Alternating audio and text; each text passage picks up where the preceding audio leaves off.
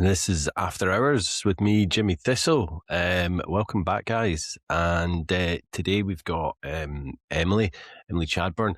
Emily and I have been following each other since I think, way back, maybe in the first couple of months, maybe the first year of my sobriety, my recovery. And she was a great support right at the beginning, because she's a couple of years ahead of me in the journey. So it was just lovely to have Emily on and to have a chat with her. Alcohol wasn't a huge part of, Emily's family growing up. It was only just really kind of reserved for maybe special occasions. She does talk about, a picture of her at quite a young age, with a glass of sherry. But as I say, it wasn't a huge part of her growing up, but it did her family's kind of strong moral kind of thoughts on life and all that had this really strong kind of moral fiber. Helped her in a lot of kind of maybe possibly getting into vulnerable positions with her drinking as she went through her teen years, because she started at 14. But which of us didn't really go through that kind of mid 90s kind of drinking, the bus shelter or the park with school friends, or saying you're going to one friend's house and then going to another's, and telling your parents little porkies and things like that. So it's her drinking wasn't really kind of different from most people's, but at uni it kind of I suppose ramped up a bit. She met an amazing bunch of people that became her good friends even till today. So she, hit the jackpot with that. But as she said, our uni was kind of not easy for her, but she never had she could have studied harder and come out with a first. But she says she got a drinking degree of a 2-1. But she moved to Australia when she was 30. Ended up in the middle of nowhere with really nothing to do with her boyfriend at the time. He was working up there, and as she said, her qualification, kind of experience in hospitality didn't really kind of make any difference up there. They weren't interested in that. So she ended up waiting tables for $20 an hour. Her drinking just kind of ramped up and got worse and worse. And as she said, kind of almost was the beginnings of a really slow mental breakdown, feeling lonely, not herself, and just extremely isolated. But Emily then kind of went on to be back into the kind of party scene, living in a city, and just kind of, I suppose the drinking had got a hold of her at that point. So, as we talk about later on, Emily talks about later on in the episode, listen for the similarities and not the differences, guys. See you at the end.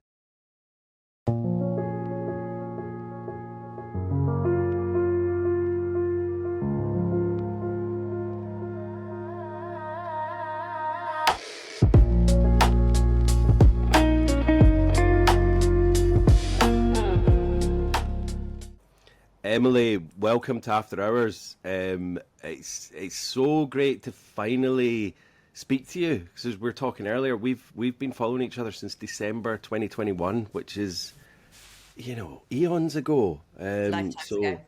Yeah. So it's great to finally kind of. I know we've chatted on Messenger and commenting in each other's posts and things like that over the years. So it's just lovely to finally kind of meet you and have a chat with you. So whereabouts in the world are you, Emily? So I'm in Melbourne, Australia at the moment. Yeah. And it's been here for almost 15 years now. So it's Wow. definitely home. Well, no, I just have two homes. You have two homes. England is still home. Yeah, because your accent. Whereabouts in England are you from? The southwest. Yeah, I grew up Southwest. near Glastonbury. Nice. Have you been to the Yeah. festival I did back in the day back in the when day? there weren't fences and you could kind of Yeah, just yeah. sneak in through the back field. You didn't get a ticket.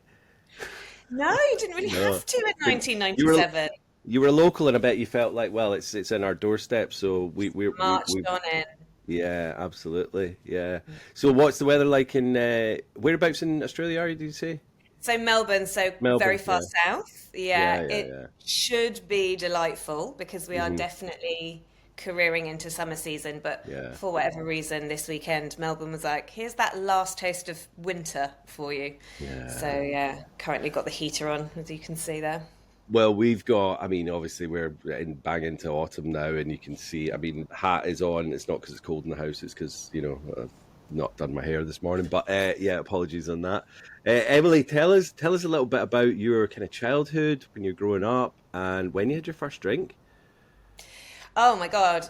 I had my first drink. There's a really famous photograph in the Chadbourne photo albums. It's going to paint my parents in a terrible light. So I'm going to tell you the story and then I'm going to try and bring my parents back to some kind of credibility. Of There's a course. very famous picture in the photo album of me at about the age of 5. And Uh-huh. I'm sitting on a little wicker chair, tiny little wicker chair, and it's Christmas time, and I'm watching the snowman on the telly, Hmm. and I'm holding a little uh, cut glass full of sherry. Oh my God. And that sounds terrible. It sounds like child abuse, but it was just the tiniest little sip. I used to love it from Yeah, a very young age, and my parents would let me have tiny, tiny, tiny little taste on very yeah. special occasions. And my parents weren't big drinkers. My parents, we would have a sherry on a Sunday before a roast dinner, Hmm. very classically English. Oh, yeah, yeah, And then, gin and tonic at Christmas or something. But yeah. my parents were not big drinkers. Alcohol, that makes it sound like alcohol was a huge part of our lives. And it really wasn't growing up. My dad didn't go to the pub. That wasn't sort of part of how he socialized. Hmm. I never really, outside of those very special occasions, I Yeah. didn't really see my parents drink. It's And I had almost such like it's almost like they're and I'm I don't think there is a right way of doing it, but in the kind of on paper that sounds like they're doing it right. They're only doing it at special occasions, and I bet on those special occasions they weren't going hell for leather. They weren't having like no, 20 no, gin and tonics. It would be like two or three for the yeah. flavor. Let's get little Emily a tiny little thimble And I full was of always allowed a sherry. taste, Yeah, yeah. and You just probably, it was probably the taste, but also you felt very sophisticated, I'm sure, as little 5-year-old Emily drinking with the older ones, yes, which and is a lot of. included. My sisters were, well, my sisters are older than me, Hmm. Hmm. and so I was always desperate to grow up. I Yeah, always desperate, desperate, desperate, desperate to do whatever the adults were doing or whatever the grown-ups were doing. of And I was course. the youngest of my entire family as well. So Like I think cousins and all of that, and yeah, yeah. absolutely, but by such an amount that I could never really play with them. I was never really Right. included in their games. So it was, yeah, I was desperate to grow up from the moment I was born. Yeah, So I don't yeah. know if that played into it, but yeah, I think I grew up with a very healthy example of enjoying alcohol, consuming alcohol, but not letting it dictate what Hmm. fun meant, it not being at the center of socialization, it being something that should be sort of revered and appreciated. Yeah. Um, so it was, yeah, I have sat in many, many, many recovery rooms and I've heard Hmm. so many stories and I've always thought to myself, it doesn't make sense for me. Hmm. And what I have learnt is that nothing makes sense, and the more sense you try and make of it, the less sense it makes. And sometimes you should just come face to face with the truth and accept it. Like that's just it. Not everything needs a reason, No, always, all the time. I mean, for Um, me, and I've spoken about this, it's like I didn't have any major trauma growing up. That like my parents split up when I was 6, but it wasn't, I mean, they had fights and stuff, but it wasn't like this whole, War of the Roses type thing. It was just a breakup. Marriages did dissolve in the 80s, and that's what happened. My brother and me we never went without. My mum worked really hard to kind of provide, but when I got the taste of alcohol, I loved it. so And let's be honest, it is a drug. So the more you do of a drug, the more chance you are of getting addicted to it. And that's like I'm the same as you. I've searched and gone, why did I end up like this and not my friends that I was drinking with and all that? And it's like, well, I just did it a lot more, I think, and I enjoyed it a lot more. So yeah. Yeah. So when did did you start drinking at kind of 14 like everyone else on the podcast, or did Yeah, you? it's I grew up a very classic 1990s teenage years. I went to Yeah, school in 1992. I finished secondary school in 1997. I lived in the country. yeah, So the way that we socialized was your mum dropped you off at your friend's house and you promised her that that's where you would stay all night. And then you yeah, managed to convince some 18-year-old boys to go out and buy you 2 liters of cider and you go to the park and you drink it. And that is yeah, basically what we did from the age of 14 until we could start driving, and then we got the hell out of there. yeah. But it was never, it didn't feel problematic because that's just how everyone was doing it. And I don't think it was problematic. I think it was coming of age. I think it It was was. experimenting and trying and pushing the boundaries and risking. My parents brought me up with a very clear and boundaried moral compass, Hmm. and that pulled me out of situations that I could very easily have found myself in on more than one occasion. Even now at the age of 44, I sometimes make decisions based on my parents' approval, which is a blessing and a curse. But it really Yeah, did in my teenage years. It really kept me safe, actually, yeah, yeah. in moments when I could have put myself in very precarious situations. But it was, 2020 Mad Dog and Oh, Borough Hill Cider, which was the local cider, Scrumpy Jack. It was all that. Mary How Down, much can you drink? bit of Mary Down, bit of White Lightning, and all these White different ones. Lightning and a White Lightning. packet of Lambert and Butler. Oh, those were the days. Well, you could Living at get 10. large. You could get 10 Lambert and Butlers for Ten. probably No, pennies. from the Texaco garage up the road, you could Yeah, buy 10 for £1.11 and 20 for £2.22, and they didn't even care if you were wearing your school uniform. So it was a different time. yeah, yeah. It I was mean, I'm the same age. Well, I'm 45, Emily. So like definitely the same era. And the 90s, I've always said they've got a lot to answer for. But I had a great time. That was what we did. We had Oasis, we had Blur, we had yeah. Elastica, and all these other girl bands that weren't like the Spice Girls. They were rocking out, and Mm. they were on stage and drinking. It was that whole rock and roll thing. It was like Yeah. we wanted the 60s back, and Yeah. we were damned if we weren't going to do it properly this time, and that's kind of like everything on TV, Sarah Cox, I think, what was it, the Girly Show, and they were all Yes. definitely half cut on there. There was The Oh, Words, there was all 100%. these other shows, Yeah. Off the and tits. yeah, yeah, yeah. I mean, I think I remember. Yeah, all the bands that came on the Word, I'm pretty sure they were all kind of drinking like around the table with Mark Lamar and can't remember the Yeah. other presenters' names, but that's what we It were was watching when we'd maybe come in from the not the pub, but come in from being at a friend's house or whatever, or if we were staying over, we'd be watching that late at night. Yeah, Yeah. it was. Yeah, and it was ladette culture, right? Yeah, Like, be one of the lads. How many yeah, lagers can you down? It was very much that type of culture, and I didn't have any other reference point. I just went with it. yeah. I had a great time. It was fab. Um, and then I went to university and Hmm. did what all good university students should do, and I got trashed for 4 years. And that's, really was socializing was about going out, going clubbing, going back to someone's house, staying up until the sun came up, Yeah, lurching into your part-time job that then paid for you to go back out the next night. I mean, I look back now, I mean, I do know how I did it, alcohol and drugs, but it was insane. The energy that you have when you're in your early 20s, if only I had directed that in a different way. But I had a really good time doing it. And again, it didn't feel problematic. Everyone around me was doing it. It was the yeah, culture, it was how we socialized, it was how we have fun. And that, yeah, I think, is probably when I first started to associate myself as party girl is the wrong terminology, but I've not been able to find the right words for it ever, really. But just really my identity, how I showed up in social situations. I guess there's a reliance. That's hmm when the reliance sort of began. The idea yeah, that, I would stand in a social situation, meet new people, dance. I've got like the rhythm of a very, very old, decrepit gnat. Like I do not own rhythm.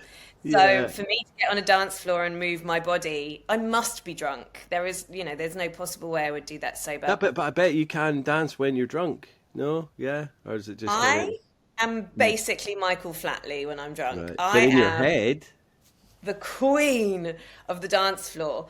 yeah. But that it all became it became the lifeline, or but it came the thing that kept me.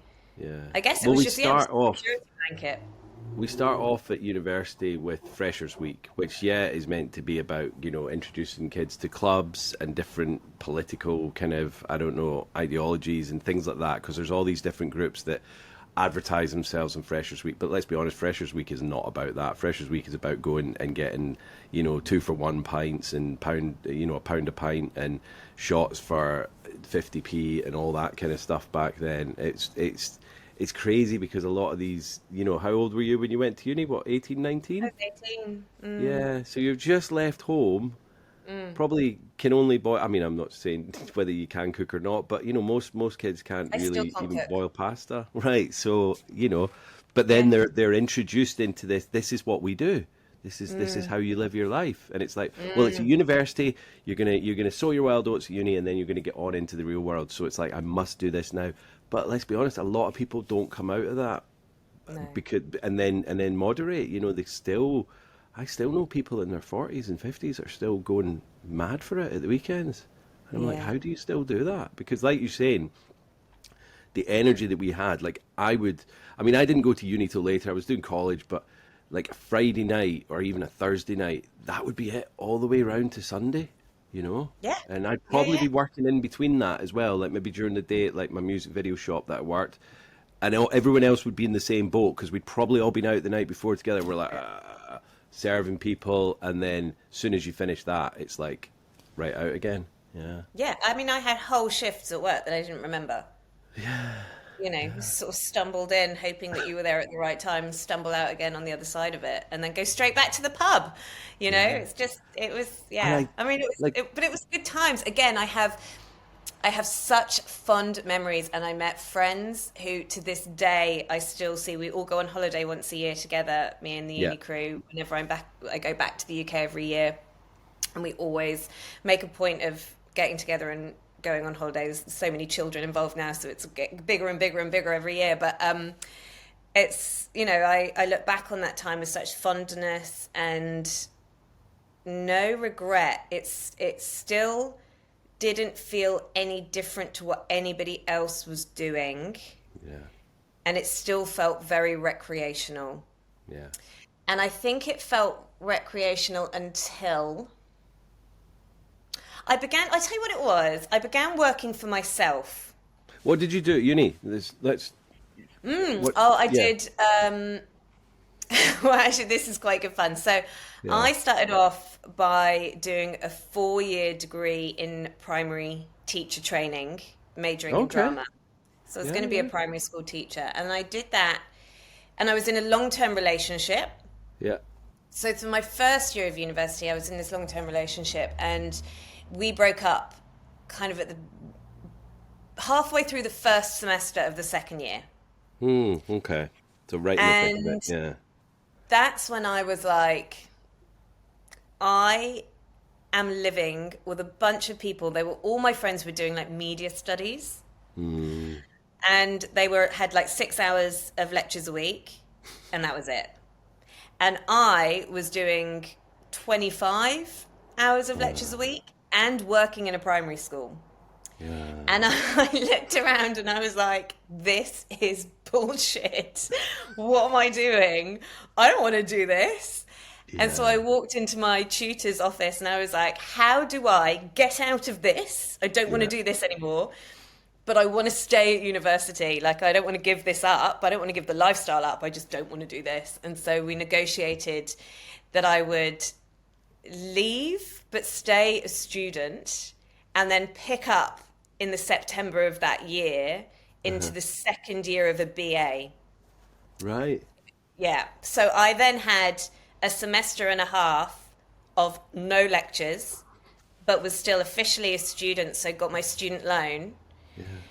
So that was obviously like, what, 4 months of just utter debauchery. Oh, absolutely, because you're not even working. You're not even working in the school or anything. And then were No, you I going to was go doing and do nothing. I had media no as well? lectures, nothing. I picked up some extra shifts at the restaurant I was working, so I had some more money so I could go and spend more Some money beer on tokens and yeah, booze and going out money. CDs, basically. Yeah, yeah, yeah, yeah. And did Yeah. you then go into media? Was that what you? No, so then I did my official BA is education and drama, Right, which right. I have obviously never used because Well, what does one do with a BA honours in education and drama? I think I well, I convinced. think on your Instagram, Emily, sorry to butt in, you do educate us in a dramatic way. So Thank you so much. That I think you're has been using it. reflected back to me.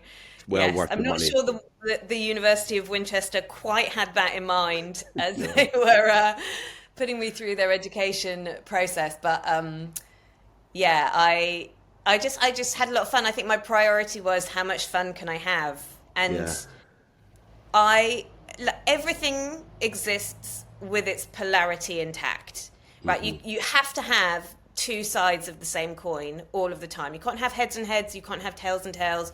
You must have heads and tails. Hmm. And Hmm. so fun is like at the top of my values list. Right. Yeah. Every Yeah. time I have done any personality testing or any values assessment or any of those sorts of things, it has always come out that fun is at the very top of my priority Hmm. list. Hmm. And the the positive of that is that I have a really fun life and I'm really fun to be around and I have quite a high energy. Hmm. And the not so positive of that, the sort of shadow side of that is that if something's not fun, I'm probably not going to do it. And it can be very unresourceful in the wrong circumstances, Sure. under the wrong conditions. So I didn't know that about myself when I was 22. Hmm. And so, all like, yeah, my decisions were very much based on how much fun can I have in this situation? Is this Yeah. going to be fun for me? Yeah. Yeah. And Yeah. that is, yeah. I mean, I love all that, and you obviously are, a very fun person, and that at university is what that's about, and it's not a case of right. I mean, I'm sure there are people that I know there are people that get their head down and they do that, but there are people that can go out and have fun and still pass. Obviously, you passed your BA. Did you get into any kind of like trouble with money or anything like that at university, or were you still quite sensible and you thought, right, No, this is what I've got budget wise to go out with this weekend, or did it kind of affect you in that way at all? this is where the moral compass from my parents Yeah, came in. yeah, yeah. Yeah. So I kind of have always had this sort of invisible line that I know I will never cross Hmm. as a result of my parents. Yeah, yeah, yeah. And that has, like I've said before, kept me out of trouble on more than one occasion. And so, whilst I never had loads of, I was always in an overdraft. Everyone's in an Of overdraft. And course, of of course, course, yeah. I went to university in the year 2000, Hmm. and they had just introduced student loans. Ah, yeah. So, I think I paid that off last year or something. Wow, yeah, yeah. So, that felt like free money, and I probably didn't have a great handle on that. But Hmm. I worked. Yeah, Um, yeah. I always had a part-time job while I was at uni, and I have always, I've always been a bit of a blagger. Hmm. So I sailed through uni. I Hmm. absolutely could have and probably should have walked out with a first. Right, right, right. Yeah, I sailed through into a 2-1. Yeah, It didn't even break a sweat. yeah. But if you So tried that little bit harder and done that, you would have done that. Yeah. with And a I bit more think, focus, with a bit more understanding of what maybe I wanted to create. I think it's so different now to have this conversation with a 20-year-old. My niece is 21, hmm, and here, I think because of social media, again, there's a dark side and a light side to social Of media. And I course, think of one of the course. great things about social media is that it has given people an understanding of possibility and Hmm. a feeling of hope that maybe back in the early noughties we just didn't have so much. We Hmm. couldn't, you can't do what you can't see. Yeah. And I just don't think I understood my privilege. I don't think I understood my potential. Hmm. And I really don't think I understood how many opportunities there were for my taking. And so I didn't see them, so I couldn't take them. And so I didn't make decisions on that. Does that make sense? I was Yeah, just yeah, like, what is absolutely. the next thing I'm doing? What is the next thing I'm doing? Sort of lurching from whatever it was right in front of my face. And often what was Yeah. right in front of my face was a Just good letting it time. happen, just letting it happen, Letting it not really, happen. not pushing yourself to, like I, No I intention. lost a bit of ambition and kind of was just like, because all these things, after I left college, I got a really good job and it happened, it happened, it happened. And then, I was living in a great apartment with some really good mates. And I was just like, and I took my foot off the pedal because I thought Mm, life is great. And I was like, taking drugs, drinking. And I just thought, and then that's when things started to go downhill because I yeah. wasn't pushing myself anymore, if that makes sense, Yeah. Yeah, Yeah. totally. I didn't have a focus. I Yeah, had yeah, no yeah, intention. I yeah. really didn't have any ambition. And Hmm. because I had always had it quite easy, like sailed through school, had lovely parents, had great sisters, had quite nice friends, especially when I got to university. Like I hit the jackpot of friendships when Hmm. I hit Hmm. university. And that really set a high standard and a high bar for me for friendships in my life. And I consider myself to be exceptionally blessed by the friendships that I have. Hmm. And they're very important to me. But I think there is, again, a dark side to having things so easy. Yeah, You become less appreciative. You maybe yeah, become a bit more wasteful. Um, and so I think I just assumed that everything would always work out for me because everything always had worked out for me. yeah, And I wonder if I had had a parent, a mentor, a hardship, or something, or some kind of conversation where someone had sat me down and gone, "You have got potential, lady. What are you going to mm, do with it? Like, what do you really want from your life?" And I think because I was just always having quite a nice time, I never asked myself that question. And so I didn't get or I didn't give myself the opportunity to map out a pathway between where I was and where I wanted to be because I never worried about where I was going because everything was kind of always working out for me. absolutely. And so I And I didn't think, really cultivate ambition. yeah, and that's the weird thing. It's like, because when you go to school, you do well at school, and they always tell you, do well at school, then you can go to university or college, and then you get a good job and all that. And then it's like, once you leave the university or college and you get that good job, it's like, right, now what? Yeah. This is like, what am I? Nobody really tells you, right? You don't need to stay in that one position or whatever. You can kind of get promotions or whatever. But for me, it was like I wanted to do photography, and I was then working in photography. But it was like I gave up on doing my own kind of artsy side of it. I was just doing it as a job in product photography. So although I thought, right, I've made it, like I wasn't doing what I could have been doing, and it wasn't like, right, this job's going to be my job forever. And I know probably didn't think that, but it was like, for now, it's like, look at me, I've got my own studio, I'm doing this, I'm doing that, I'm making good money. So I just kind of like plateaued, I guess. Yeah, Mm. because no one really says keep going, do more. That's a really great word for it, is Yeah, you sort of plateau. I think I peaked really early and then was just like, oh, like now what? yeah. And it was Yeah. like, okay, that's my working week, and I loved that. And then it was like, but I'm invested in these weekends because these weekends are where I'm meeting amazing people. I'm having a good time, and that's what I was living for. That week, that what was the song? Living for the weekend, Hard Mm. Fire or something like that, back in the Yeah. 90s. Yeah. So I don't know. Well, So when did it? Yeah, when did I it kind of turn left for you uni, went then? into hospo. So um, I was working, whilst I was at uni, I was working for a really large chain high street restaurant. Mm-hmm. And I've always been quite efficient. I'm quite an efficient person. Yeah, yeah. And I'm also quite bossy. And so I by the time I was writing my dissertation in my final year, I was also like assistant manager of this Yeah. restaurant that I was Yeah. working at part time. Like I was just a doer. I just get shit done. Yeah. And I went, I worked for them for a year full time after my degree. And then I went off traveling, had a really great time, went through Asia, Australia, lived in Wellington and New Zealand for a bit, Nice. came back.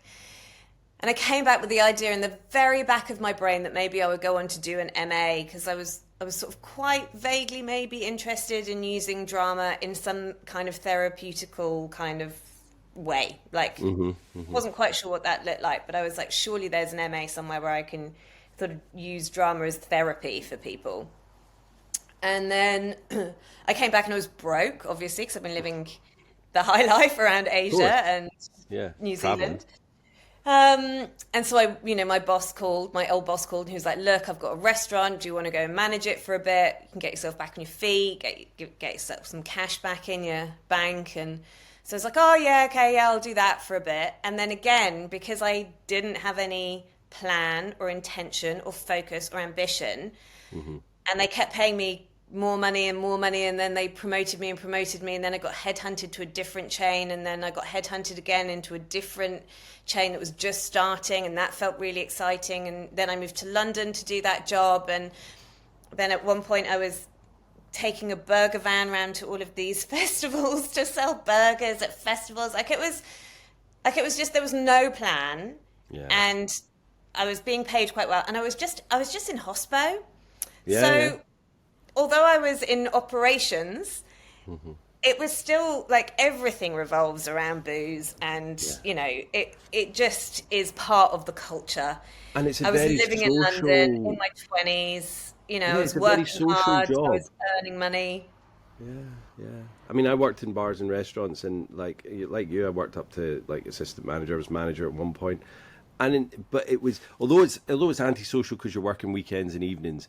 The people you work with, you tend to socialize with. It's not Yeah. like just an office job where you go and see them 9 to 5 Monday, Friday, and then you don't see them.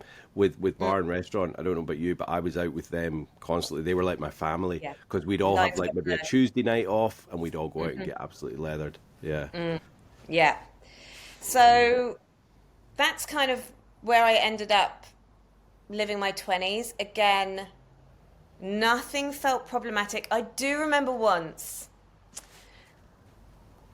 coming home from work, and my flatmate Laura was standing in the kitchen, and it was like a Wednesday night or whatever. And because you work hospo, there's no there's no parameter around, like it's a school night. There's none of that No, no, no, because at you, all. you you work on a Friday and Saturday Work night, whenever you so work, right? yeah, yeah, yeah. So I remember coming home and I had a bottle of Oyster Bay Sauv Blanc, which I used to Nice. love. I loved the shit out of that stuff. And Yeah. I came home and I opened the bottle of wine, and I said to Laura, do you want a glass? And she was like, no, it's like a Wednesday night. And I was like, huh, that's weird. And Where did I she can, work? Sorry, what did she work in?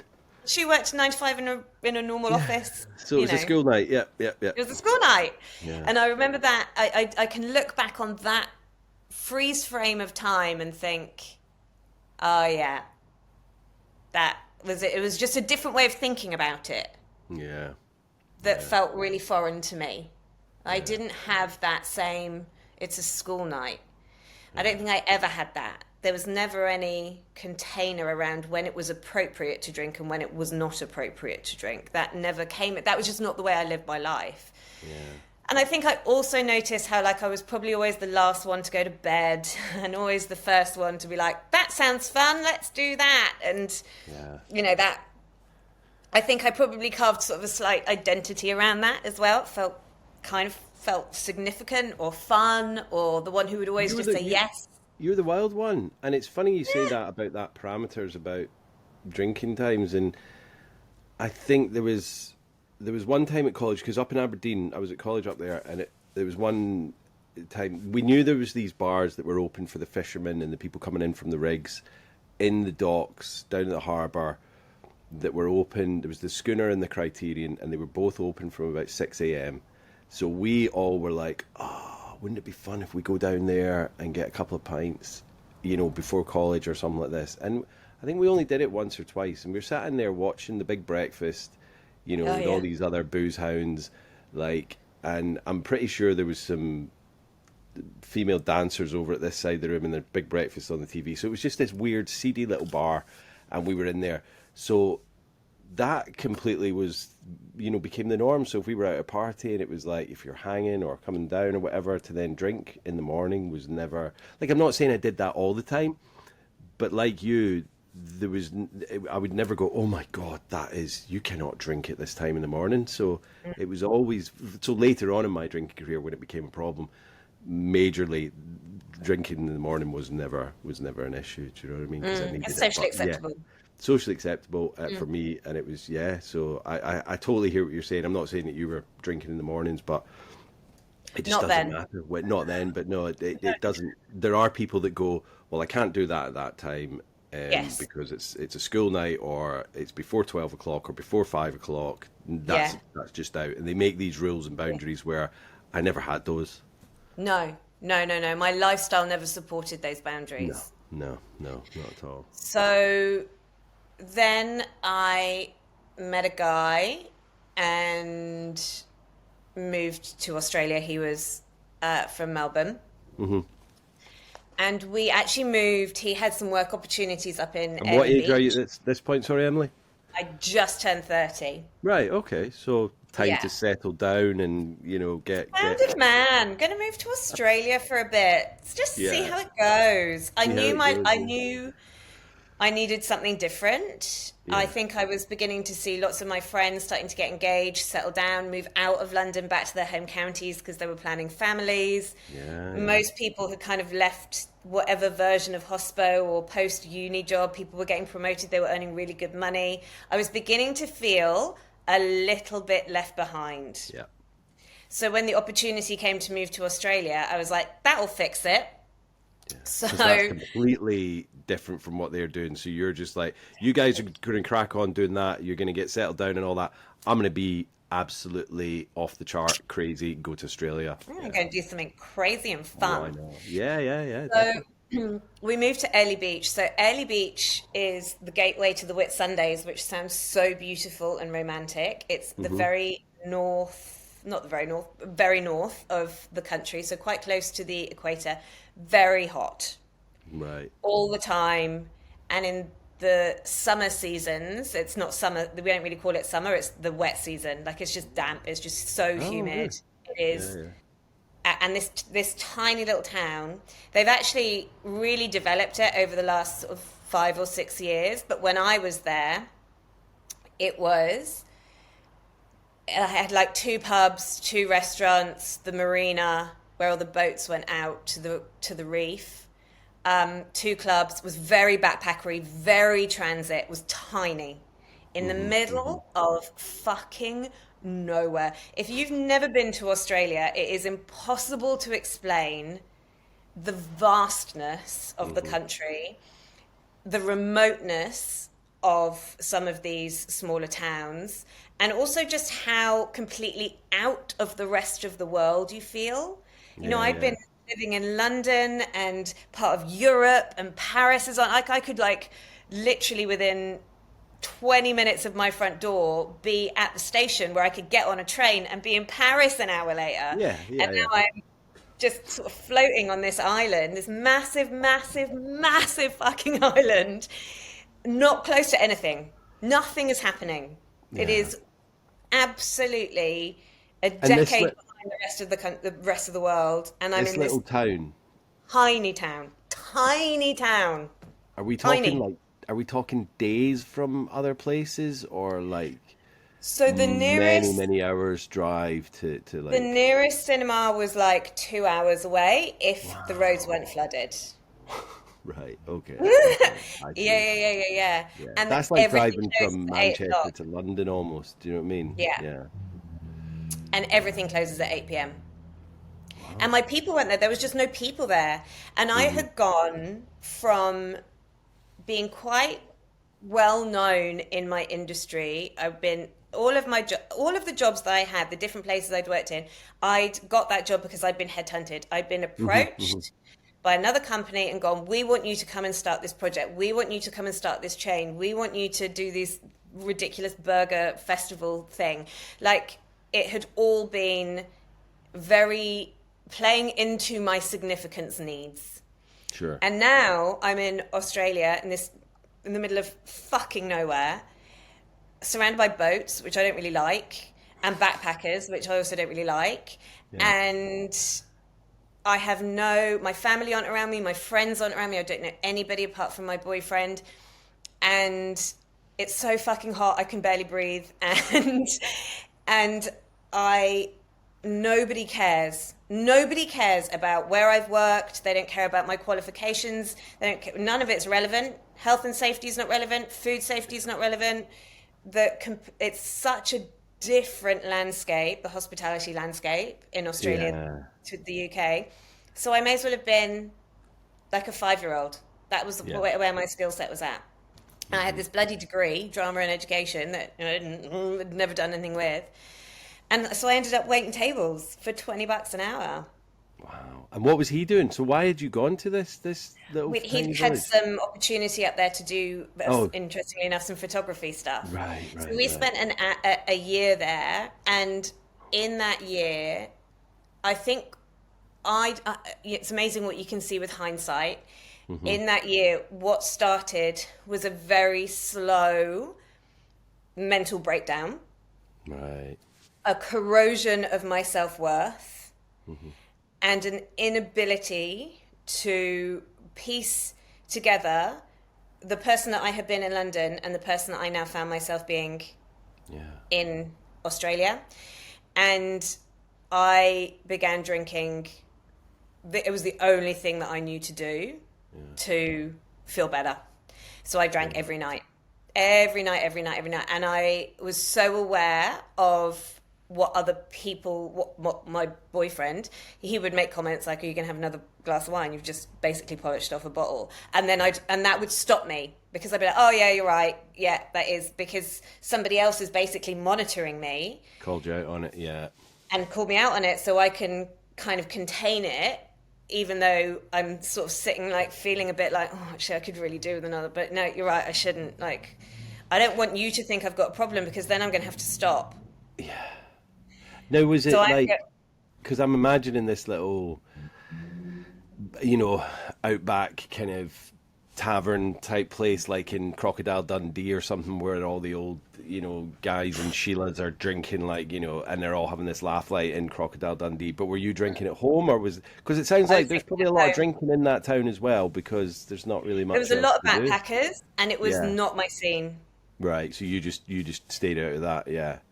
Yeah, Yeah. so I was Drinking at drinking at home. home. I felt Yeah. very isolated. I felt very lonely, and I felt very not myself. Yeah, well, it sounds like, as you said, like everything that you've like built yourself up in your hospitality career, you know, and all that, like they don't give two monkeys about that of what you've learned or whatever. And like if you're saying, oh, you're trying to have a conversation with someone down the town or whatever, oh, I've come from London, they're like, don't care, mate. Don't care. Sorry Like, about no my give a accent, fuck. but yeah. So you're like they're not interested because Not interested. I couldn't and find would your anyone I boyfriend related go? with. Sorry. I couldn't find anyone I related with. Yeah. And because the way I describe it is like the scaffolding was taken away, Mm-hmm. and Mm-hmm. I thought I would continue to stand without it, and I did not. Yeah. That's And the was he best way. traveling a lot with his job, but doing photography? Was he going off out into the outback or No, whatever not so. bush I mean, he was for? going out onto the water a lot. He did quite a lot of like photography and stuff out on the reef. Yeah, yeah. But I we did leave, so Hmm. I basically turned around and I was like, this is not, I can't keep living like this. Like, staying here for a bit was fine. Hmm. We were coming up to a year, and I was like, It's a we long either time. move back to It's a long Melbourne time where you don't feel appreciated in the town or wherever you're living. You know, you need to have a or sense of community, I connected. find. Yeah, Yeah, yeah, you need some. There are some basic core needs, right? Significance, connection, Yeah. All human beings need these things, and I was severely lacking them. And And also, especially from when you've gone in the past, like when you went to uni, you said you hit the jackpot with your friends and all that. So you're used to going to places, meeting new people, and having a great new circle of friends, and you're suddenly in this little, like, fishing village in Australia and going, well, nobody seems to like me. What's wrong with me? And I'm not saying obviously there was, but you're obviously feeling that, that's and exactly how it felt. That is yeah, exactly how it felt. And you don't think you think moving from the UK to Australia.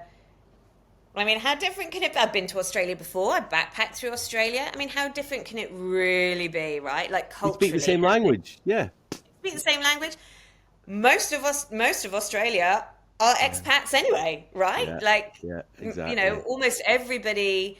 Obviously, that's not true because uh, there's a massive, massive, massive issue here with First Nations Of people course, of because course. it's their land and we have Yeah. absolutely come and colonized it. And, I would never ever claim that Australia belongs to white people. It fucking does not. But, No. a lot of the And people then spent like 200 whatever years treating them like third rate citizens in appallingly, their and own in some country. places So still do. absolutely shocking. Yeah. Um, so, but, like most white people here came as convicts on a boat. They Hmm. can trace their lineage back. So you feel like there shouldn't be that much of a cultural difference. And it was like living in a completely different world. Hmm. Living in a completely different world. And I completely lost myself.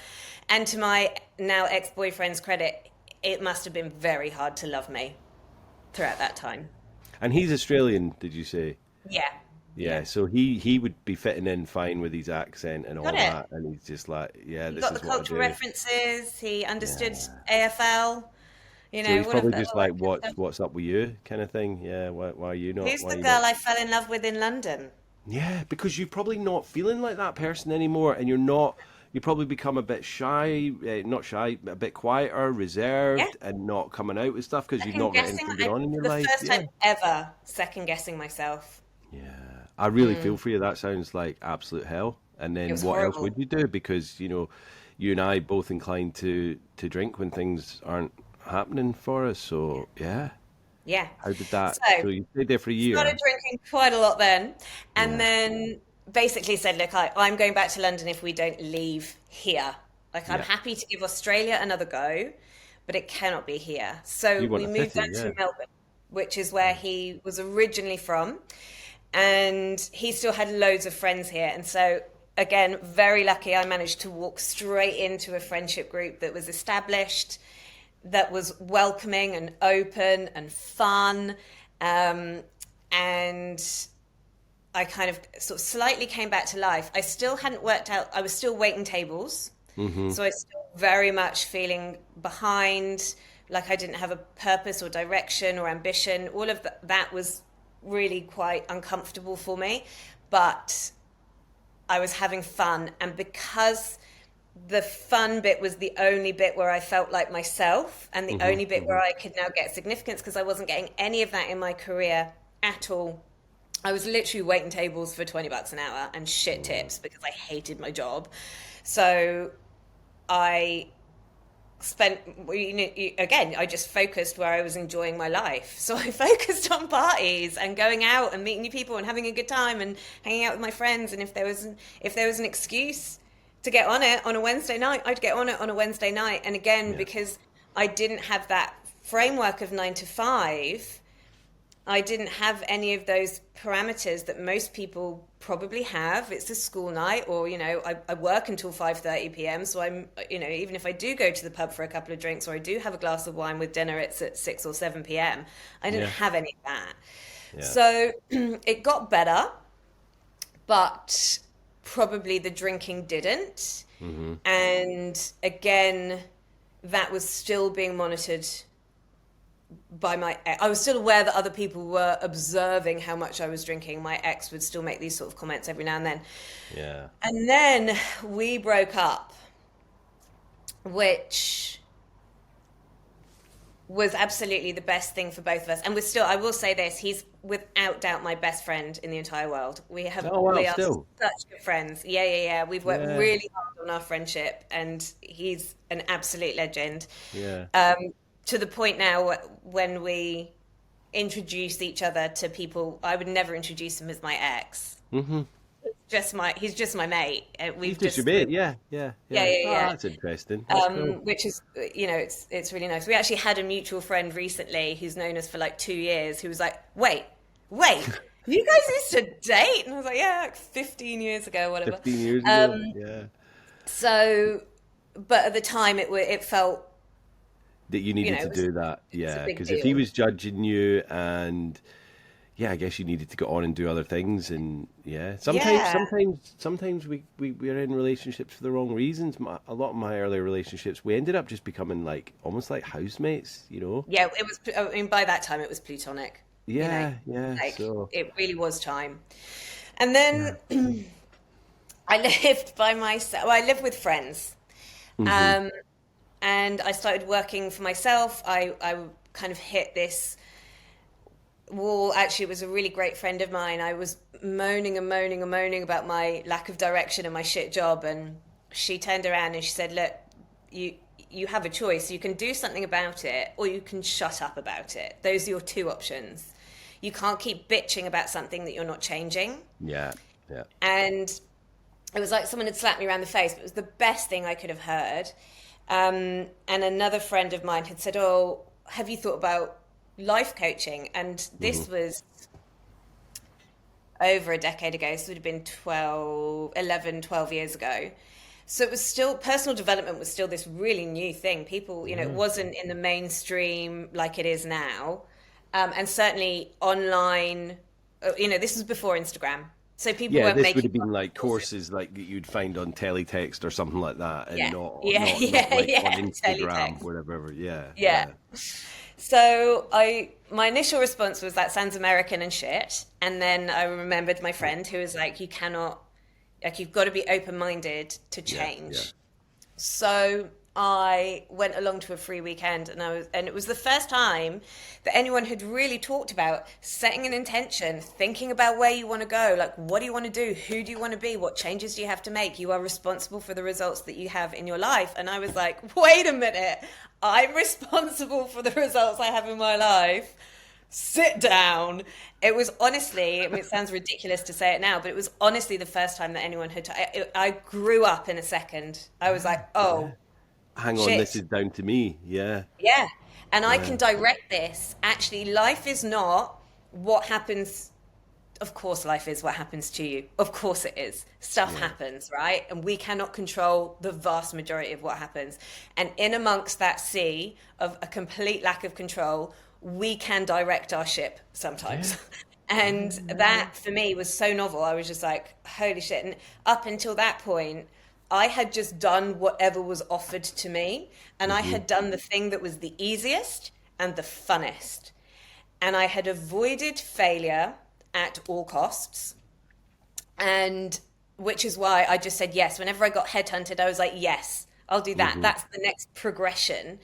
Yeah. Um, But without also, thinking, you're want. being felt like you're being wanted. Do you know what I mean? It was like, oh, Yes. this person wants me. It's an ego thing as well, I'm sure. And Mm. it's like, obviously there's more money and it's more job opportunity. But of course, someone says, we want you because you're perfect for this position. You're like, oh my God, Yeah. yes, I'm going to do that. Sure. Yeah, of course. Why Sounds good not? to me. Yeah, yeah. Um, so then I started working for myself. Hmm. I did 2 years of study, and started working for myself. And I was living with friends at the time, and again, really sort of cemented myself as the girl who was always up for a good time, always up for a glass of wine, or always said yes. I was sort of studying and still working as a waitress, so I didn't Hmm. really have a lot of the responsibilities that other people in my life had. So if anyone was looking for someone to go and cause some trouble with, I was in. I was just Yeah, always yeah, in. yeah. And then I started working. I began to earn enough money not to have to waitress anymore. Hmm. And so now I'm just working from home, working from home, working from home. And so I'd like go and meet a friend for work or whatever. She'd like have a lunch break and I'd be like, should we have a glass of wine? Because again, I don't have parameter. I've never learnt parameter. And so we'd have a glass of wine with lunch. And then on the way home, I would just obviously go past the bottle-o. So here in Australia, you can't sell alcohol like in normal supermarkets or shops. So we All have right. designated shops for alcohol buying, and we call them bottle-os. Bottle. So I bottle-o, the bottle Bottle wine. shop. Yeah. Bottle-o, mate. And so And I'd go past the bottle-o and I'd pick up a bottle of wine, and it was always two for $20, right? So you buy two for $20 because that is efficient and it's cheap and it's a deal. And then I'd get home and I'd be like, well, I've already had a glass of wine, so I'm going to sit in front of my laptop and, you know, do my marketing stuff and do on my laptop. So I'll just casually have a glass of wine while I'm doing that. So I was never drunk, you're but by sophisticated, Emily. You're sat there with a laptop. You're a woman of the noughties and the you know the teens. You've got a glass of wine, and you know you're a power woman. This is what you're doing, I and you've got your wine, so no one's taking that away from you. am the That's the shit. attitude. Yeah, Yeah. yeah, And then by sort of 7 p.m., have had half that bottle. yeah, And then obviously I go out for dinner. yeah. And then I have a bottle of wine with my friends. And then the problem is, and then I come home and there's that other bottle of wine that I hadn't opened yet. And so I drink that before I go to bed. And at no point have I been fucking wasted. But No, somehow between lunchtime and bedtime, I've had 3.5 bottles of wine. yeah. And And is and that a it just went daily on. occurrence? And then that became daily. Yeah. And then I began to worry that my housemates, who were such good friends of mine to this day, Hmm, hmm. great friends of mine, they were a couple, and I would be like, oh shit, they're going to notice how many bottles of wine. So I would take the wine bottles out to the recycling so that they couldn't see them. Yeah. And that's when I began to observe my behavior. And I was like, that's problematic behavior. And I would justify that problematic behavior because I don't have a problem with alcohol. I just like a glass of wine at lunchtime. Yeah. And And then then, some. and then some. And then a couple of things happened, like, three things happened in very sort of quick succession. In 2017, which was when things really started ramping up. Hmm.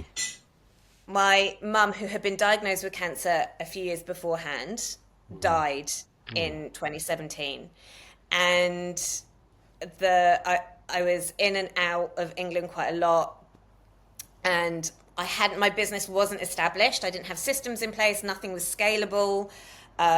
It was, you know, really in its infancy. And so obviously that took a bit of a downturn. So all of a sudden I was like, oh, I feel really broke again. I just started earning some decent money. And so business was kind of feeling really, really hard. My mum had just died. And then I'd been seeing someone that year. Hmm. And then they ended our relationship maybe 2 months after mum died. And then, Jesus. like, literally the week after that, found out that they were in a new relationship with one of my best friends. And it all happened so suddenly and it was all so crunchy. And Yeah. I was so annoyed with the universe because I really felt like I had done the thing that was asked of me. I'd Yeah. grown up, I'd taken a really big risk, and I'd backed myself, and I'd invested in this course, and I'd put so much work in, and I'd done all the things that the personal development people had told me to do, and actually shit was still raining down. Yeah. Yeah. And that was a massive, like, it was a massive realization to me that you can do all the things that you're meant to do, but unless you have spiritual and emotional resilience, life is going to life on you. People are still going to die. You can't stop people from getting sick and dying. You can't stop people from breaking your heart. You can't No. stop betrayal. You can't stop economic downturn. All the things that we like to think that we have some semblance of control over, we just don't. And I Hmm. still, at the age of, how old was I now? 33, 34, still hadn't built the emotional tools to be able to handle that. Hmm. So what do? I really just start fucking like drinking in the morning, drinking out of coffee cups so my, you know, flatmates don't notice. And then I knew now that I had a problem. I knew that Yeah. this was not social drinking. And at the beginning, no, it was my birthday actually of 2018. Hmm. I went on holiday with some friends. We went to Sri Lanka, and the mental headspace that drinking took up when I wasn't actually drinking, I was like, oh my God, I'm with people the whole time. These were people I knew from my hospo days, right? So these were Hmm. big ass drinkers back in the day. And like I was just consumed with when are we going to have our next drink? Who's going to suggest that we have our next drink? How can I get someone else to suggest that we order a bottle of wine that's not me? Okay, we're getting on a Hmm. train. Who can I like? How can I get Rosie to want to buy beer before we get on the train so we can drink on the train? Because I don't want to be the person that suggests that we drink on the train. And it was absolutely exhausting. Yeah, all consuming. Absolutely so exhausting to the point I didn't even enjoy the drink when I was drinking it. It was and that's when I was like, oh my God, I cannot have a nice time. I can't be present to my I'm in Sri Lanka Yeah. and I can't be present to any of it because the only thing it was obsession. The only thing I could think about was when was I going to get my next drink? And then from Sri Lanka, I went to the UK. It Yeah. was the first time I'd been back in the UK since mum had died. And exactly the same thing. I was like with my sisters, and I was like, how can I get them to order wine? How can I get them to have a glass of wine? I remember being at my dad's house, my dad and I sitting and watching a movie, and I would get up and I would run to his spirit cabinet like I was 14 and like neck a shot and then come back in and pretend I'd been to the toilet. And it's like all these things that you're saying, like on the train, on the plane, or getting your friends or your sisters to, you're trying to kind of mind meld with them to, right, you go and get the beers without saying it. How often did that actually work, and how often was it that you actually were the one that was instigating the drinking? Because I know exactly what you're talking about, Mm. but I would just get sick of waiting for people to do that, and I would just go, well, I'm going to get the beers for this, and I'm going to, and then I got to a point where I was like, I don't care what they think of me anymore because I need this, you know? I did care what they thought, and Yeah, so I doubled down. yeah. I would be like, yeah, we're having beers. Come on, we're on holiday. This isn't what we would normally do, but we're on holiday, so it's okay that we're having beers on the train. Or, it's the first time I've been here since Mum's died. Of course, we're going to have a glass of wine in her honor. Yeah, yeah. Extreme. Like, who even are you? What even is Yeah, this? And so yeah. when I left the UK, came back after that trip on the plane on the way home, I was like, at where the moment this plane lands in Melbourne, that's it. Gonna stop drinking. Hmm. And then came the bargaining. Then came the, okay, well, I will have to drink this weekend though, right? Because it's Sophie's birthday. Or actually on Tuesday night, I said I'd go to that social event, and I can't possibly go to a social event and be sober because how do you socialize? How can I be fun? How can I be the person that people have grown to expect me to be Hmm. unless I've had Hmm. half a bottle of wine before I rock up? The bullshit bargaining of, oh, if someone else orders me the drink, then I can drink it. I'll go and I'll only have one. I'll only drink when I'm out. I won't drink at home anymore. And again, it's the energy of bargaining with myself and constantly letting myself down and disappointing myself was just so intense. And then on the side of that, I'm building my business back up, Hmm. teaching women personal development, which is so anti my behavior. And I began just to feel like this awful hypocrite. Yeah. I it just I I just knew something had to change, and I had a friend who had just come out of rehab, and I said to her, like, I really have to give up drinking. Like it has to happen. Hmm. And she said, why don't you come to a meeting? And I said, well, because I'm not an alcoholic. And she said, what do you think an alcoholic is? And I said, well, obviously an alcoholic is somebody who has drunk themselves to the point that they no longer have a job, they no longer have friends, they're a social outcast, maybe they don't have a house anymore. And then there was just this silence, and she looked at me and she said, or an alcoholic is somebody who wants to not drink and can't. Hmm. And I was like, oh shit. Well, then in that case, that's me. Anyway, I still didn't feel comfortable with that sort of terminology, but I did go to a meeting. Yeah. And she picked me up, and because I wasn't driving, right? I didn't have a car because why on earth would you have a car? If you have a car, you can't drink. Oh, yeah, yeah, I yeah. never went anywhere Yeah, and didn't drink. yeah. So why would I bother having a car? I didn't have a So, car. I did lose my license when I was 21, but I got it back. And then once I got it back, I don't think I drove until I was like 38 Yeah. because why would I want a car? I lived in Why would I London want for a a car? lot of those years, but it was like, yeah, when I moved out of London to other cities and that, I was like, why would I want a car? I Yeah. can't drink Terrible and idea. drive, so yeah, But waste yeah, of money. absolutely. Yeah, yeah, waste of money. Yeah. Crazy. And so your life becomes that little bit smaller. Anyway, the crazy things that we do.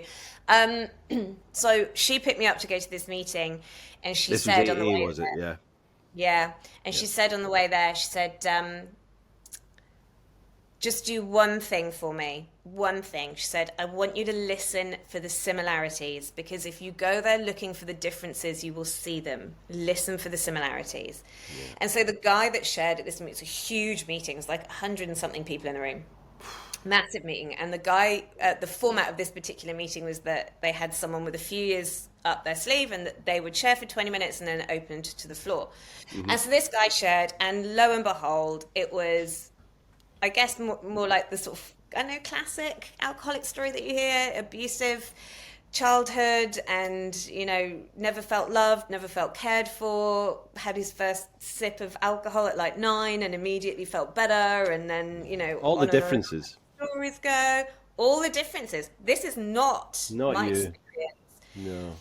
But what I heard when I listened for the similarities was that, like, that pull, that like relentlessness, that like feeling of like being dependent on something you don't want to be dependent on, that manipulation, Hmm. that feeling like you're not yourself, but you don't know who to be without it, the fear of who you might be without it. And I was just like, oh my good God, I'm not the only person that feels like this. Yeah. And I just met some amazing people in that room and heard some really amazing stories. And the normalization. Hmm. It was interesting. It was an interesting year, actually. That first year when I was in the rooms a lot, Hmm. like my judgment took a real, like I really had. It changed the way I look at people Hmm. and the judgments that I put on people, Hmm. because Hmm. what you realize is that alcoholism does not care how much money you earn, where you come from, the color of your skin, Hmm. what your circumstances are. A lot of the time, Hmm. um, you be sitting next to somebody who lost absolutely everything and was sort of living in a shelter, and then on the other side you've got this CEO of a company in an Armani suit, and the Yeah. story is the same. It's a different Yeah. context, Yeah. but it's the same. And you travel around the world and you go to meetings in different countries in different languages, and it's the same. Hmm. And And these are people that you wouldn't normally gravitate towards because you're like, well, why would I be friends with such and such a person or whatever? But yeah. in the rooms, that all doesn't matter, and you're just at one with these people. They're your tribe, Mm, and it's bizarre. I mean, I was the same as you. I went religiously, not religiously, militantly for the first year, yeah, and same. just it opened up my awareness of people, and also not just as you say, it doesn't discriminate, but like never judge someone because you don't know what they're going through.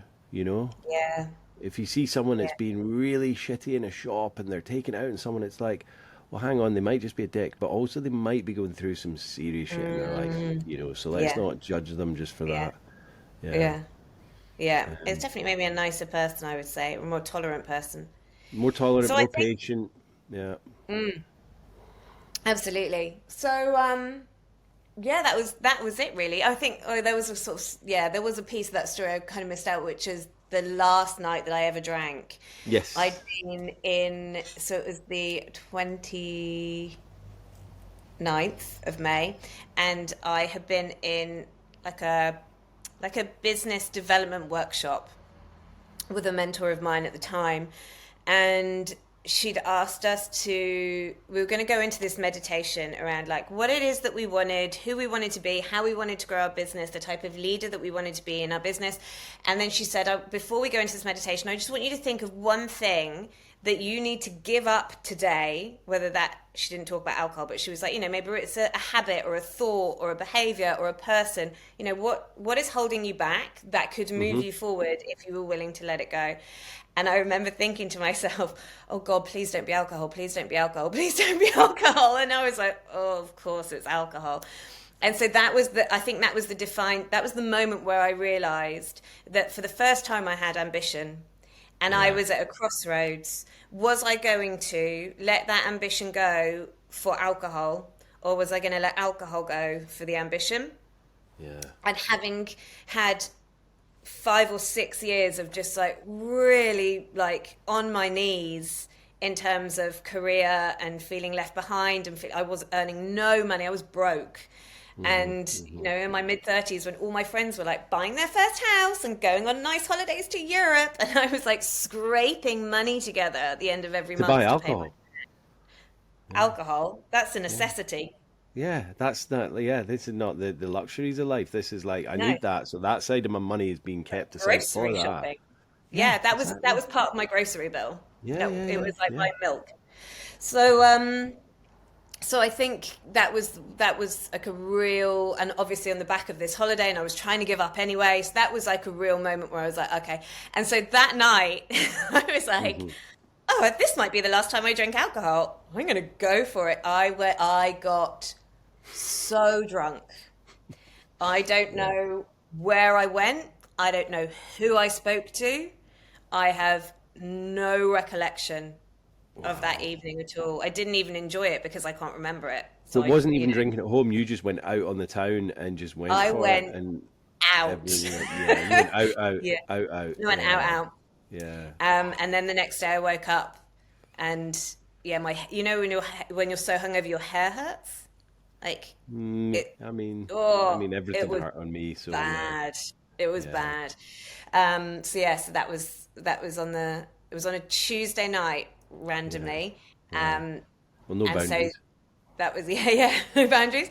And then the Sunday was the first day that I walked into a recovery room, Yeah. And how long ago is 4 that days now, sober. Emily? So that was 2018, May 2018. Yeah. So seven and a half Hmm. years now. Wow, amazing. Well done, you. Well done, you. Yeah. And how has your life transformed since then, or has it just been a bit shit since giving up alcohol? No, definitely hasn't been shit. Hmm. Definitely. So I think that there were two things that happened. The first was I 7 years ago doesn't sound like a particularly long time ago, but it was pre-pandemic, Yes. pre-pandemic, Different and era. everyone was still drinking. All of my friends were still partying. None of my friends here in Australia had started having babies yet, so Hmm. all of my friends were still partying. And I left that meeting, that AA meeting, and so many people are so embarrassed to say that they're an alcoholic in public. Yeah. I knew that the only way that I was going to stay sober is if I impressed upon other people the severity of the situation, because I was always Hmm. a fun drunk. I was always Hmm. great to be around. Like no one was going to be like, "Oh, Em, thank God you've given up alcohol. We're about to stage an intervention." That was not what was going on. I was fun, Emily. I was generous. I was kind. I didn't turn into a dick. It was good time drinking with me. And Yeah, yeah. because people weren't at home with me, because people can't see the The after hours. working Yeah. with the devil that you're having in your head. They don't know how you're feeling under your skin. Nobody knew that it was a problem. Hmm. So when I told people, everyone was like, "Shut up! What are you talking about? Shut up! Listen, shut up! Have a glass of wine." And so I used AA and the identity of alcoholic as a way to communicate to people, back the fuck off. Yeah, This yeah, is yeah, really important, and I cannot retract this now. I yeah. knew if I walked back into my life after that first meeting and went, "Oh, I'm just going to not drink to this weekend," I'd be pissed by 8 p.m. Yeah. So I walked into my friendship circle and I was like, "Guys, I've got a problem. I've been to AA, and from here on in, calling myself an alcoholic, you cannot offer me a drink from here on in." And a lot of people push back on it, because what happens when you bring your shit to somebody else, it Hmm. reflects their shit back to them. Of course it does. Of course it does. So if your friend has maybe got a little problem with alcohol, that's not too Hmm. bad, but probably they know they're drinking a little bit But again, much. again, you don't see what's going on behind closed doors or under their No, skin when they go home. So when everyone no, goes their separate ways, if you're handling it and not showing it as well, they could be doing exactly the same thing. So somebody it else does. is It puts doing that that. mirror up in front of them. Yeah. Yeah, so there were people that did not like it. Hmm. And of course, it changed. Now I had to redefine what fun was, Yeah. and I had to work out how to stay in connection with the people that I loved in a very new way. Mm-hmm. Um, and I had to do that with my friends here in Australia, and then I also had to do that with my family back in the UK.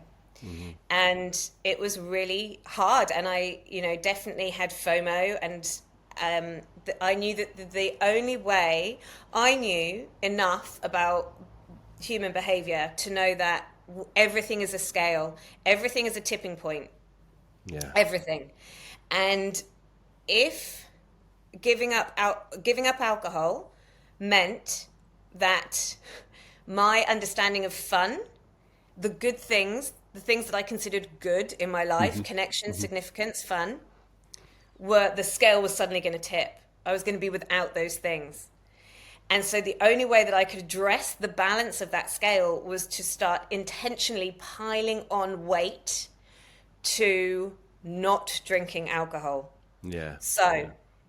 every single thing that happened in my life that I considered to be good, I would tell myself that's a direct result of you not drinking alcohol. Wake up in the morning without feeling like a badger had shat in my mouth. That's a direct feeling. That's a direct result of not drinking alcohol. Mm-hmm. More Mm-hmm. money in my bank account than I had last week. That's because I'm not drinking alcohol. Got a sale in business. That's because I'm not drinking alcohol. Bought my first car in Melbourne. That's because I'm not drinking alcohol. Every single piece of success, anything that I deemed to be good, Mm-hmm. anything that I deemed to be um, A win. like a win in my life, I would Yeah. consciously and intentionally, out loud, written down, I had a notebook that just said, I, da, da, da, da, da, Yeah. because I'm Yeah. not Yeah. drinking alcohol. I, bu, bu, bu, bu, bu, because I'm not drinking alcohol. Like an actual mad woman. Like if someone found that journal, they'd be like, this woman is in trouble. But like it was the only way I knew to continue to balance out I think it's what genius I what was you did. losing. Yeah. I think that's absolutely genius. Yeah. And do you know what? I still It's do it almost like today. reverse, not reverse manifestation, but you're doing it after you've manifested Yes. it, kind of thing. You're writing it down after it's happened to Yes. reinforce it. So yeah, I love that. I love that. And to this day, I still do it. Yeah, yeah, yeah. Yeah. Good, Like, good. I have a very abundant, very connected, very fun, joyful life. It's not without its problem No, because that's but not the way that life well, this works. is what makes life interesting. If everything was just plain sailing and we didn't have to try, then it would be absolutely fucking boring. So Wouldn't it yeah. just? Do You wouldn't you appreciate the good bits. do you regret getting sober, Emily? No, God, no, no, no, no, not for a second. Not, there is not one piece of my life that is worse off. Yeah, yeah, yeah. Every single element of my life, my relationships, my friendships, my relationship with both of my sisters have stopped Mm-hmm. drinking in the wake of me not drinking. Right, right, Um, okay. I know, yeah, which is just so delightful. It didn't happen instantly, Mm-hmm. but both of them separately and together have said if I hadn't gone first, they wouldn't have followed. There's no way I would have the business I have, the friends I have, the level of fitness that I have. Um, yeah, this gorgeous, lovely flat, my gorgeous, lovely dog. I would, it would be so problematic. In the rooms they talk a lot, don't they, about the gift of desperation, how Mm-hmm. a lot of people won't find themselves in a room unless they've really hit rock bottom and there is nowhere else to go. Yeah. And my first sponsor used to say to me, Emily, you were blessed with the gift of inspiration.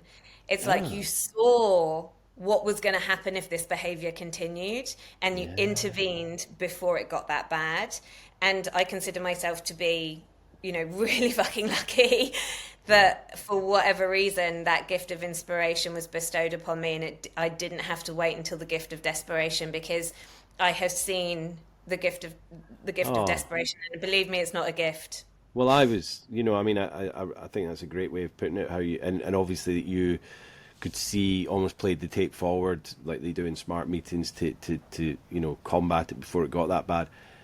when it does get that bad, like where I was, when I was drinking first thing in the morning and I needed it because I needed a medical detox from the withdrawal, it's all, and I'm not saying it's just so hard to get out of that as well. Now, I know it was hard for you to get out where you were, but it's like at this point, you're just like, well, what's the point?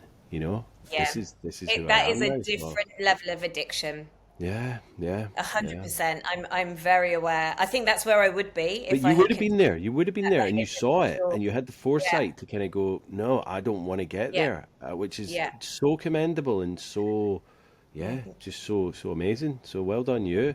What Thank you. advice would you give to someone that was kind of, early stages, early days, or kind of just a bit sober curious? What would you give them? Yeah. I mean, I think radical honesty Mm-hmm. is so hard. Radical honesty is so hard because, our own bullshit is in our own voice. So it's really easy to believe our own bullshit. But have a radically honest conversation with yourself. When are you drinking? Why are you drinking? And what is the consequence of your drinking? And if Yeah. you can answer all three of those things with really positive, enriching answers, probably you don't have a problem.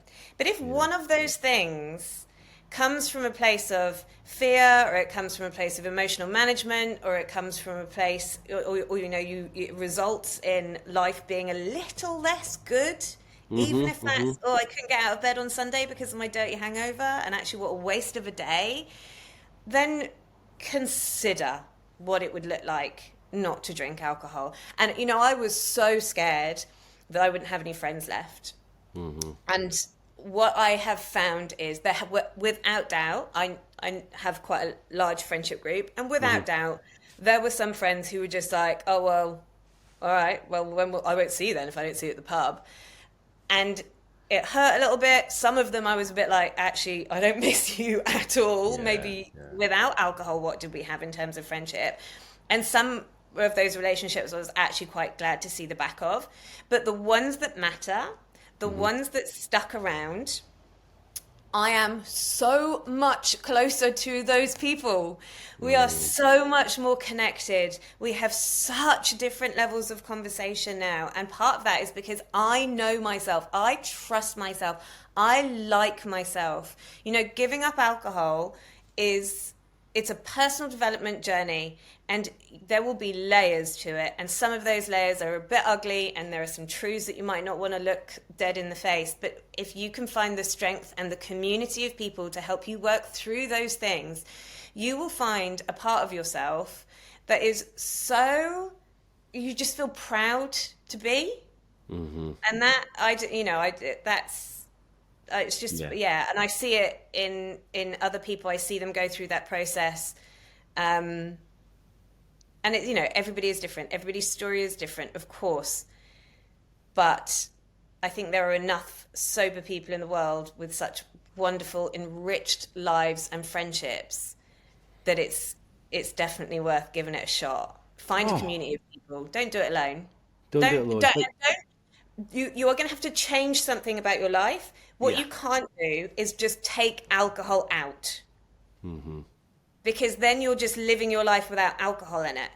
And if alcohol has become the thing that you consider to be your reference point for fun, for connection, for some people, connection with their romantic partner as well, Mm-hmm. for bravery, for courage, if alcohol is the thing in your mind that anchors all of those things, and then you just try and live without it, that's going to be really hard.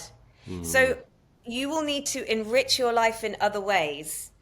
You will need to, give different areas of your life a little bit of a makeover, a little Yeah. bit of a glow up, and try other things to forge Oh, connection, to find courage and bravery, to redefine what fun is. yeah. I went to see Oasis are in Australia Yeah. at the moment. I went to see Oasis on Saturday, and it's amazing that I know every single lyric to all of their songs still, considering that I was pretty much drunk for the whole Where of does the. that, how does that get in there? Yeah. But it's It's true so what you funny, isn't it? say. It's true what you say about the connection, because the conversations and chats that I have with people when I'm out now, when I'm talking to someone else that's not drinking or whatever, or not kind of inebriated. It's deep and meaningful conversations, because the conversations we had when we were out with our friends on the town, it's just all bullshit. It was all just nonsense. Do you know what I mean? There wasn't any Trauma deep and dumping at meaning. 2 a.m. in the blooming club toilets. Like, Yeah, that's not connection. it's not connection. It's just Not. kind of ambling through life in a kind of haphazard, hazy way, and it's not. Yeah. It's not fun. It's not fun. Yeah, yeah. But Yeah. yeah, it was that. Yeah, you find different ways to experience fun. And do you know what? So I went to Oasis with some friends. Yeah. Yeah. Yeah. Almost all of my friends still drink, right? Yeah. And so I went. Actually, it was with the guys I used to live with when I was in my heavy drinking stage. And they were drinking, drinking, drinking, drinking. All good because we were just at Oasis. Fine. I didn't find it. Sometimes when I'm around drunk people, I can be really bored. Anyway, we got home and it was really late. Got home. I went to sleep. I woke up the next morning. I went to the gym. I went walked my dog on the beach. I went and had lunch with another friend. Got some work done. Like did some meal prep. Tidied the house. Checked in with my mates who'd gone to Oasis with me. And they'd spent like the whole day just like lying in bed, completely Yeah. hungover. And I was just like, we had the same experience at Oasis. Yeah. No, you had a better We, one. in fact, I probably had a better one because I remember You remembered everything. singing Yeah. Wonderwall. Yeah. Yeah. And that you just wiped out Sunday. And so I think, part of this is like how you choose to view it. Yeah. It's the perspective you choose to put on something.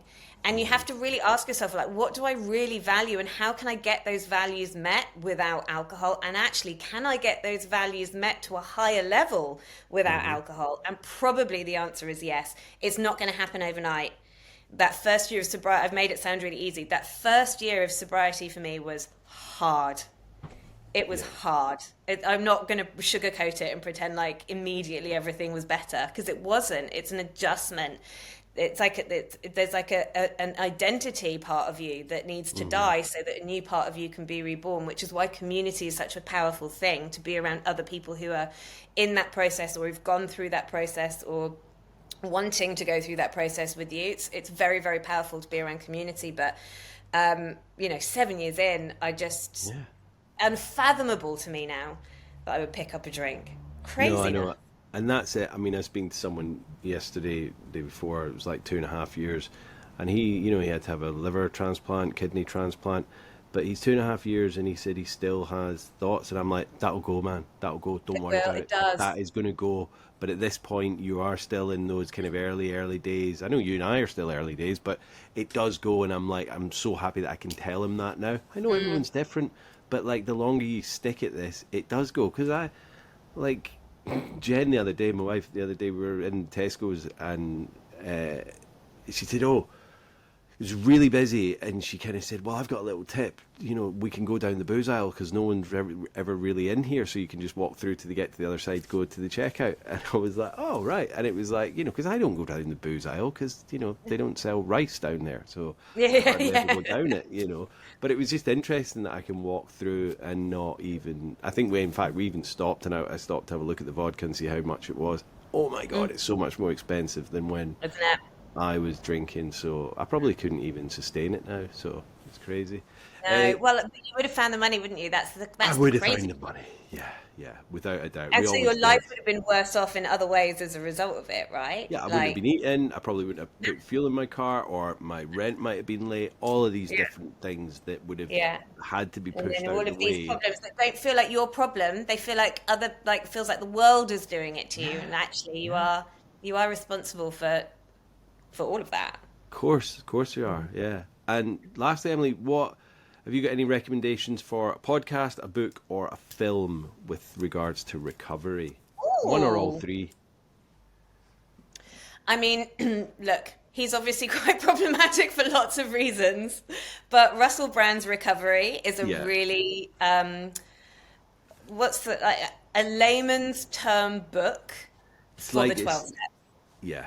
I mean, I read that when I was in rehab, actually. Someone gifted it to me before he was kind of quite problematic. But Yeah. it is a great book. I always did find him a bit weird, but I did find Yeah. him funny and quite charismatic. And I was like, oh, Yeah. you're kind of doing it differently, so I get that. Yeah.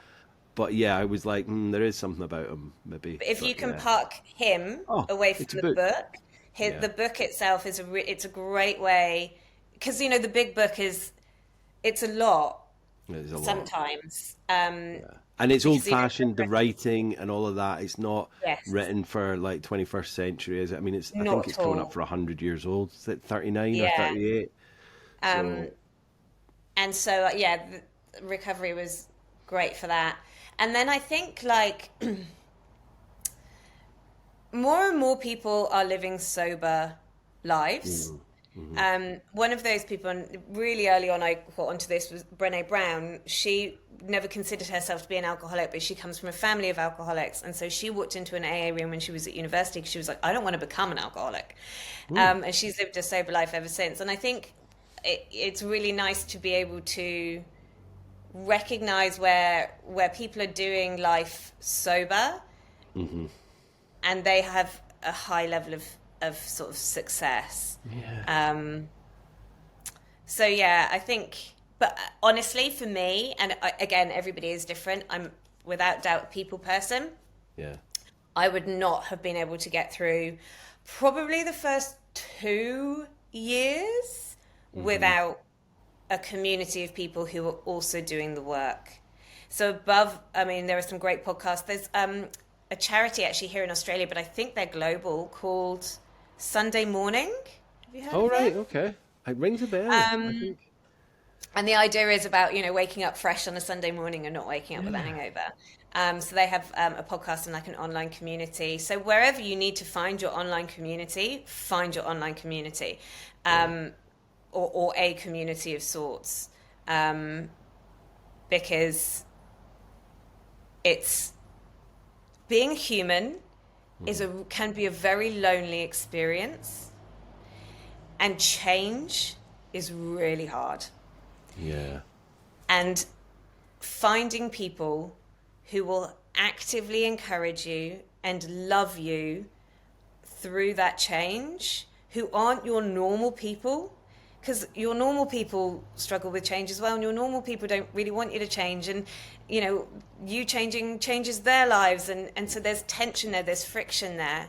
Finding a group of people who really honestly you probably wouldn't have known before Hmm. sobriety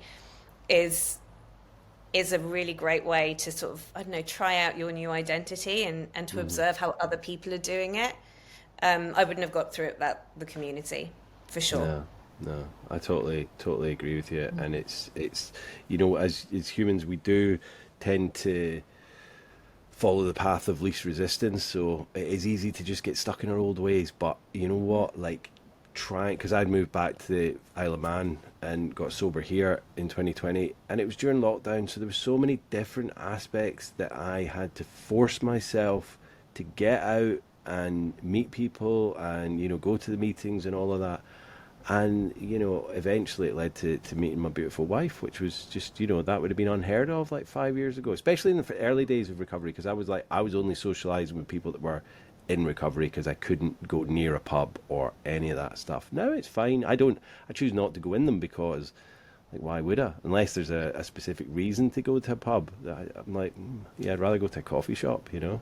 Mm, mm. Um, but yeah, yeah.